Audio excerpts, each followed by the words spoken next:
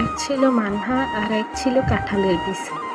তো মানহা একদিন তার নানুর বাড়িতে গিয়ে দেখতে পেল কাঁঠালের বিচিগুলো এবং সে এগুলো খাবে বলে তার সাথে নিয়ে এসেছে।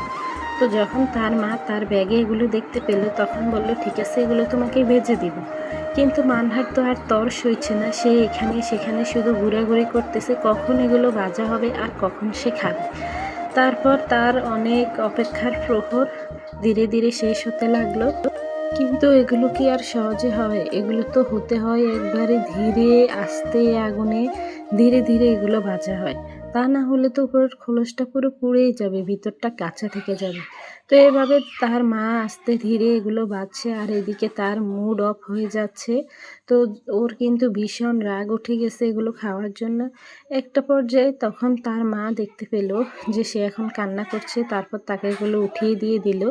কিন্তু ওর ভাগ্য এতই ভালো যে এগুলো সুন্দর মতো ভেতরটা সিদ্ধ হয়ে গেছে।